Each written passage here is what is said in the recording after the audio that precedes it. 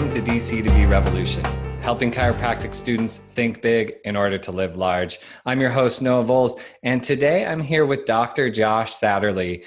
He has successfully developed, run, and sold a model of chiropractic movement systems and gym that's really on the cutting edge of what we can do in chiropractic.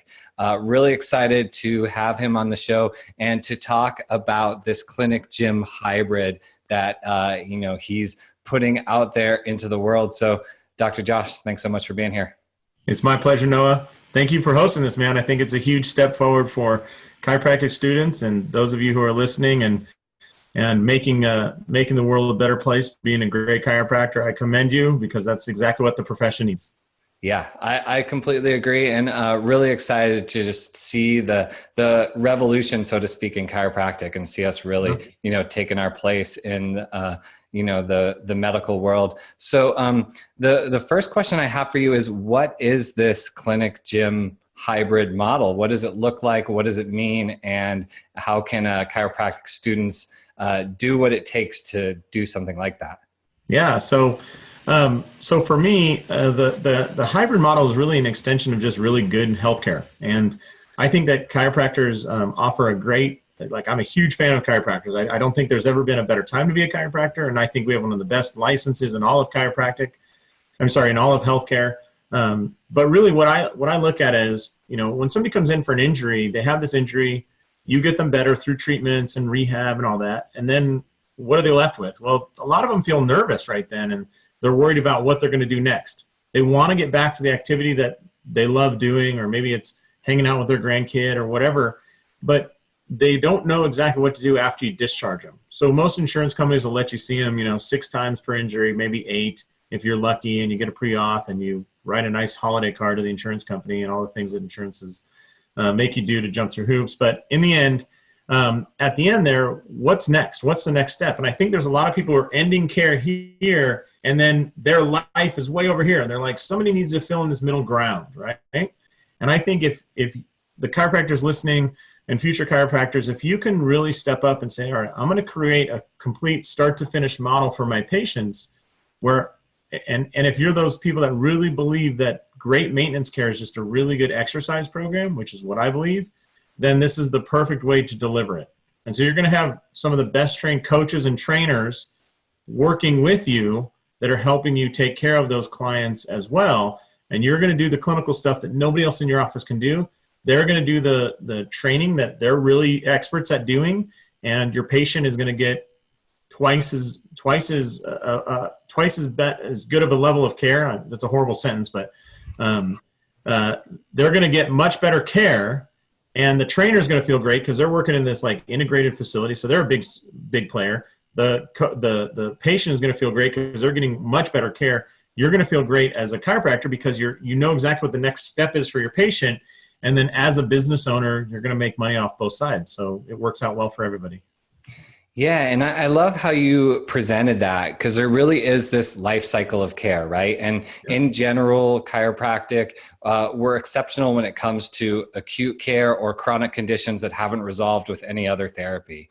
But then there's this, then like you said, after that takes place, where is the continuity of care? Well, what is to prevent that person from actually just going back and re-injuring themselves? And so you've really solved that problem, it sounds like. Yeah, well, at first, that was the problem I was dealing with, is what I called the ping pong patient. Was they would come in, I would treat them. I know I got them better than 90% relief.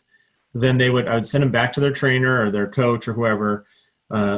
6 or 8 weeks later, they'd be back in my office and say, hey, that shoulder that you kind of worked on, that shoulder pain's back. And I'd be like, well, that's weird, huh? We must have missed something. So we treat them again.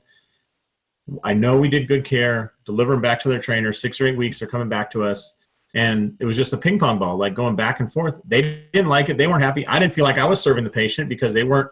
I want to see you 2 years later and for you to tell me in line at the grocery store, oh, man, since you treated me, never had shoulder pain again. That's what I was interested in doing as a healthcare provider. They were not getting that. And then they were frustrated. They were paying the trainer, getting injured. They were paying me, getting the pain relief, and then it would come right back. And so they're just bouncing back and forth, and nobody in that situation was happy. So instead of just throwing up my arms and saying, hey, let's let insurance companies dictate this, which is that has never solved any problems in the world. I said, well, let's wrap our arms around this. Why can't we offer the training? Why can't we offer the gym programs that I believe are good care, and in doing so, really serve that patient at a higher level? So, and that's what we built. Yeah, and that's that's really exciting that you kind of took the initiative and actually built something better than what you found. And so, as a chiropractic student, somebody who may want to follow in the footsteps of what you've created, what do you feel like is the skill set that was necessary for you to get to that point and to actually implement that in a way that eventually led to you selling the business? Isn't that right? Mm-hmm. Yes. Yeah, so I was lucky enough to have a background in college. I competed in Olympic weightlifting. I actually went to college on a cheerleading scholarship, so I had to throw my partner in the air, and the derivative of that was training on Olympic weightlifting. I loved it. I enjoyed competing in it, and that's actually kind of what led me to chiropractic. Was I got injured in a pretty intense workout. I was doing a squat, and I just felt this little, I don't know how to say it, like at the bottom of the squat, I just felt this like tick. And over the next 2 or 3 hours, it became a massive disc herniation, couldn't move. Luckily, I sat in an easy chair at home to get rid of the pain and got stuck in the easy chair. My roommate in college had pushed the chair over to get me out of it. It was pretty funny. But anyways, so I was working with people back then. So I wasn't like fearful of the coaching aspect because I'd done that in college as well. But integrating that, if there are people out there that are saying, hey, I want to do this, this is the future, then I would look at it as your skill set is not just treatment. Your skill set is also understanding exercise and that progression. Now, it's really easy to do really intense exercise. Like I think there's a lot of people out there. Let's take CrossFit, for example. It's really intense exercise. Now, there's a lot of CrossFit haters out there. I'm not one of them. Like CrossFit has allowed this idea of a small gym to be very successful. They've allowed that idea to happen. They've made equipment a whole lot easier to get a hold of. They've done a lot of things. It's not weird to go into a gym and pay $250 a month for this little warehouse in the corner, hidden behind an auto parts shop. CrossFit has allowed that to happen. So they've done some great things. They've also got women to understand that lifting weights is not a bad thing. And, we should high five every CrossFit owner out there because they have given the world more great butts and legs on women than any other thing in the world. I mean, better than Yoga Pants, better than Lululemon. All those companies should bow at the altar of CrossFit for what they've done for the world in that sense. But it's not strange for women to lift weights. It's not strange for people to actually do barbell lifts and all that. So anyways, I'm kind of going off on a tangent there, but CrossFit did that. But I have no idea where I was, Noah, but going back to the fact that you take a CrossFit, they're very intense. Rehab, people always complain it's too easy, right? Like you don't want people doing 50 bird dogs, and if you think that 50 bird dogs is doing anything for your client, like you're mistaken. So anyways, but figuring out how do we get that person that comes into your office with pain or disc herniation or whatever into intense workout without pain? What are the steps along the way? We know we can do it. Some other people have done it. So what are the ways to get there? So I think if you're a young, hungry chiro student and you're like, listen, I really want to be the best in the world, I think just to throw some courses out there you should take, you've got to have the FMS, I think, is great because it's a great transition from clinic to gym. You've got to have a movement-based exam. I'm a huge fan of the SFMA. I'm an instructor for them. I think it's the best, just the best overall general assessment system out there. Nobody else really. There's a lot of people that claim that there's a better system, and every time I ask them, show it to me, they don't come up with a system. They come up with something else, So the SFMA leads to the FMS. After that, I think I'm a big fan of the FRC system, functional range conditioning, with Andrea Spina from Toronto. He's a chiro as well. And that's really low-level joint health exercises, a lot of isometric work, difficult isometric work. We're not talking about pansy workouts here. Like, this is tough stuff. And then I'm a huge fan of the CFSC, the Certified Functional Strength Coach. It was a program developed by Mike Boyle and Kevin Carr and Brendan Rearick, who are probably three of the best coaches, strength coaches in the world. Great for chiros because it shows you a very clear step-by-step progression of an exercise and a step-by-step regression of an exercise to the point where they'll regress you 3 steps. If you can't perform that third regression, they're saying, kick you out, go do this exercise because you're not ready for this one. So those tools, if over a year's time you could get those 4, you would be the master ultra secret squirrel ninja in your community about how to take somebody from injury to fully trained. And you'd be a hero to a lot of people. Yeah. And that's really, that's really the essence of it. That's really what we want is,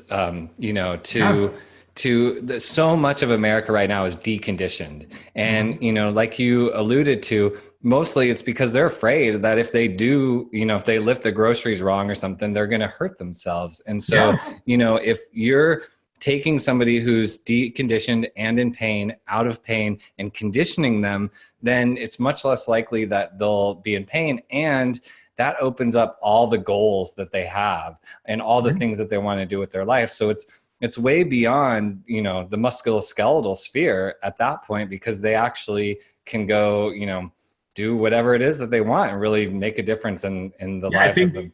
If you want to be a great business person and you want to have a really good business, a fantastic way to approach it is like offering that movement improvement, but also you can help out so much in, like, if you're certified in some nutritional, you have some training in nutrition, offering weight loss is a huge thing where a lot of the population is going, I want weight loss. Like they're saying, how many people say, if we take those women between the age of 25 and 65, how many of them say, I want to, lose a few pounds? Well, quite a few of them, right? But how many people are saying, I want to go to the chiropractor? Very few. I need to go to the chiropractor is common because I injured myself, right? But if you can capture the people that need you, the people that are already injured, but let's think about a business aspect for marketing is let's get some people that want to be around you. Now, I'm not saying that chiropractors do weight loss, but we certainly are trained in nutrition. We understand exercise and whatnot. And to your point, Noah, if somebody's trying to lose weight and, they got 25 pounds to lose, well, if they lose 10 and then get injured pretty bad, they can't exercise. They are probably doing some emotional eating, right? We know that increased cortisol levels increase weight retention. And if the cortisol level is high because you're stressed out about being injured and there's pain response and all that, you're just in this vicious cycle. So now you as a chiropractor can step in and say, hey, we handle all this. We can contribute. We can help you out.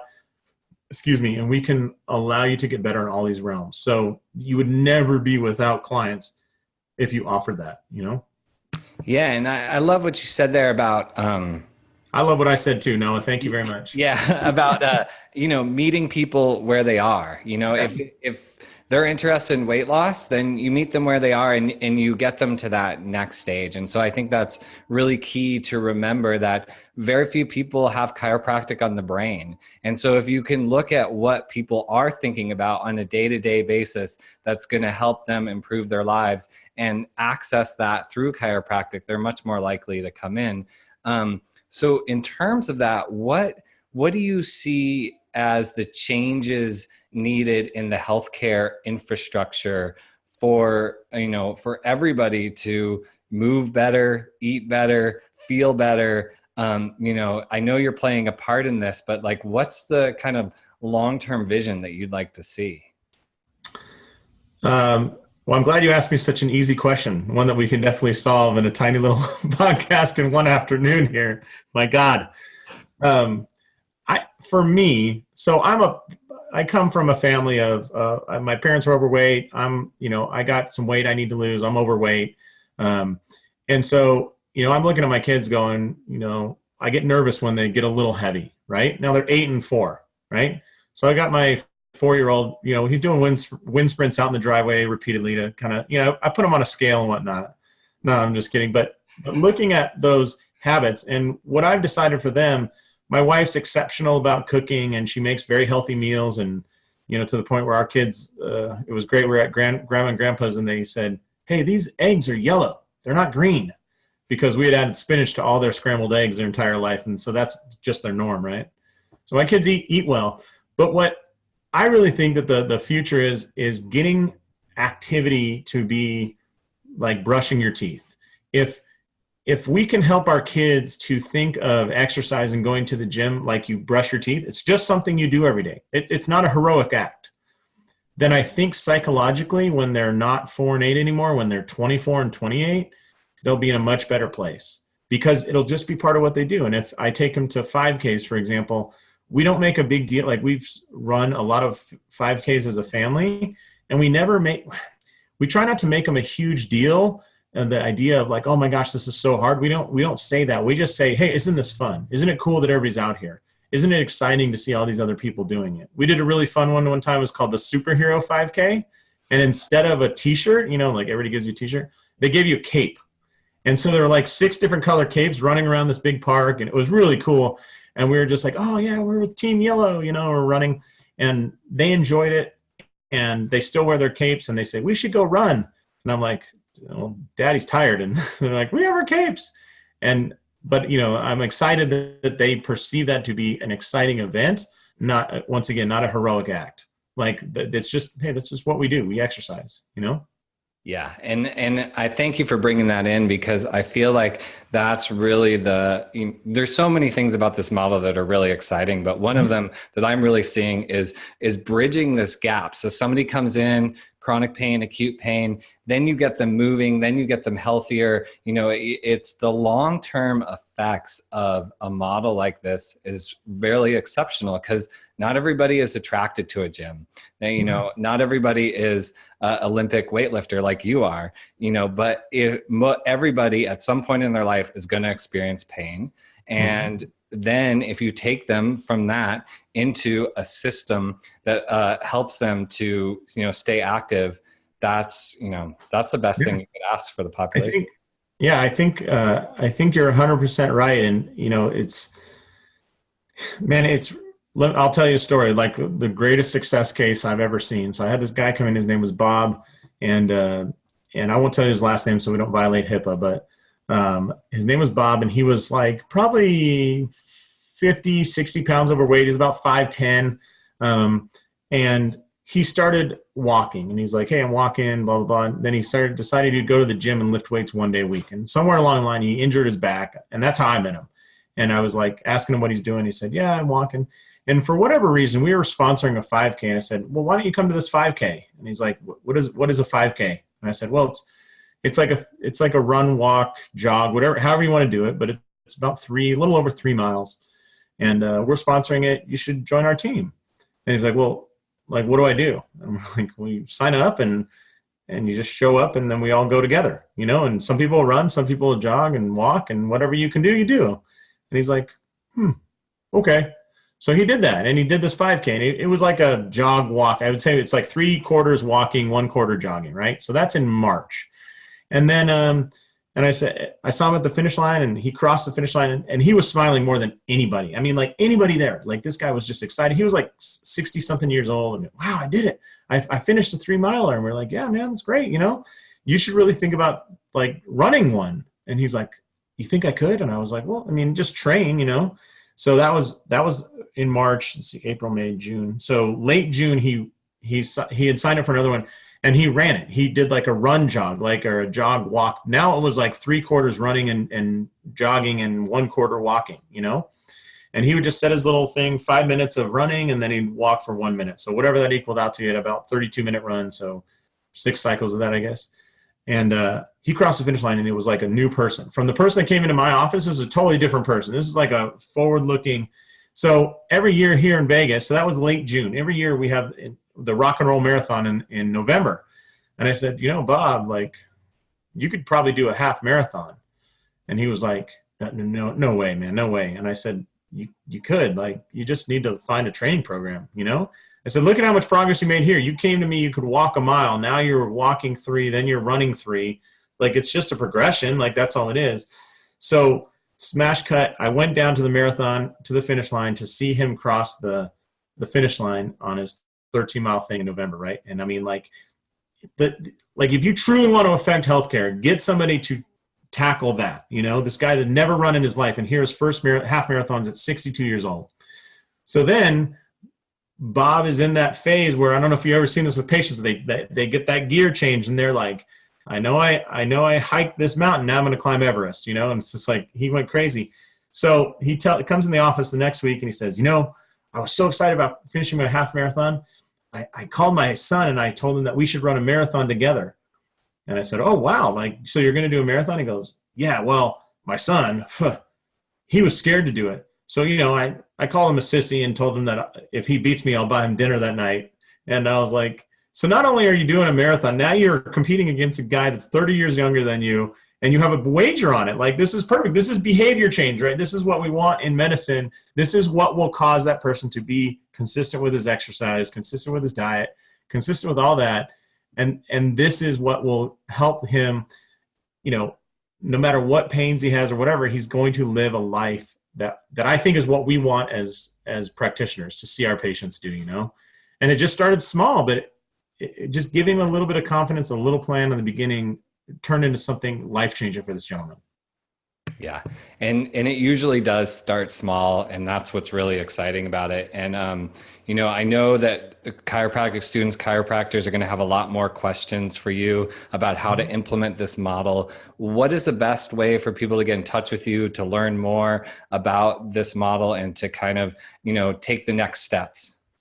Yeah, I think most of them should probably fly out to Vegas, take me out to sushi, and I'll give them all the secrets. And, I won't order too much, but just a couple nice slices of tuna and whatnot.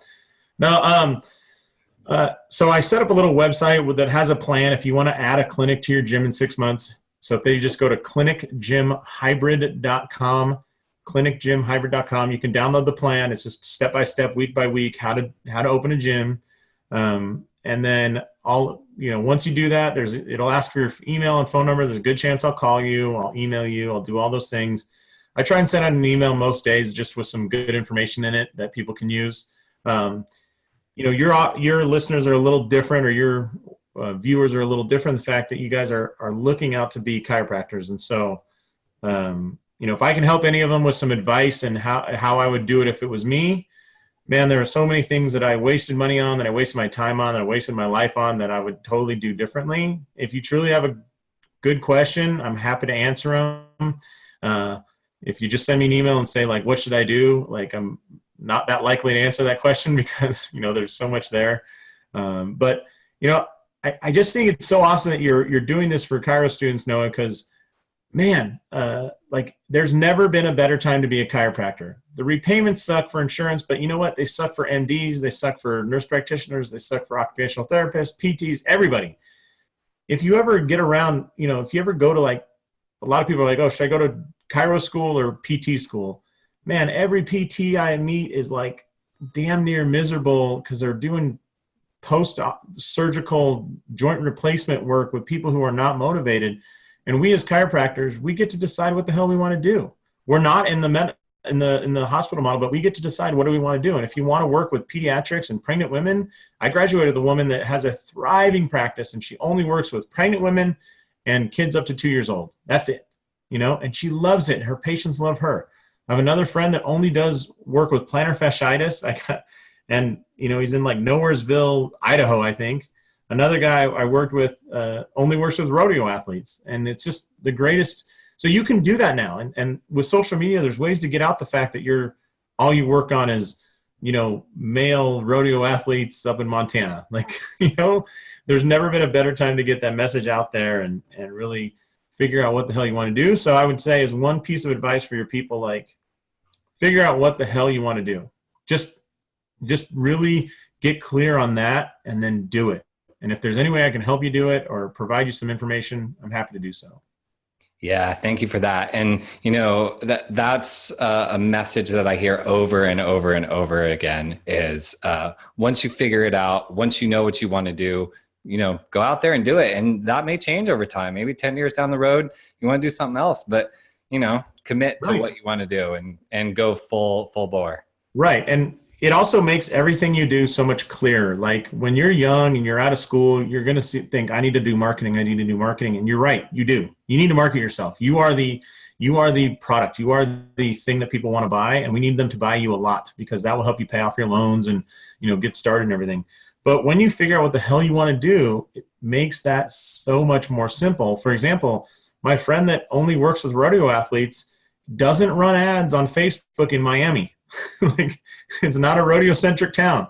So when he's clear on that, it's very easy to figure out, where are rodeo athletes? What are they looking for? What are they looking at? And he posts up flyers at what do they call those, tack shops, saddle stores. Like, Noah, I don't know what method of advertising you're going to use a year from now, but putting up handmade flyers at saddle stores probably won't be in it. Nope. But for him, it works. It works really well. So, once you figure that out, it just makes everything else clear. So that'd be my only suggestion to everybody. Yeah. Thank you. Thank you for those parting words. And I'll put the link to the clinicgymhybrid.com in the show notes so people can get access to that. And, thank you, Josh Satterlee, for coming on the show. Really appreciate it. It's my pleasure. I hope everybody listening goes and just really makes, over the next few years, we make chiropractic a great part of healthcare, not a profession where there's a bunch of infighting and a civil war going on. But just keep people better. Like, whatever you want to do, I'll never get in your way, but damn it, you better do it well. Like, you better serve people, And if you do, then I'm all for it, and I'll help you out any way I can. Awesome. Thank you. And this has been a production of DC to Be Revolution, helping chiropractic students think big to live large. I hope you liked this video. If you did, please subscribe to the channel, leave some comments below, get the conversation started. It's always great to hear from chiropractic students. And thanks once again. My pleasure, man. Keep kicking ass. Yeah. Have a great day. Thanks.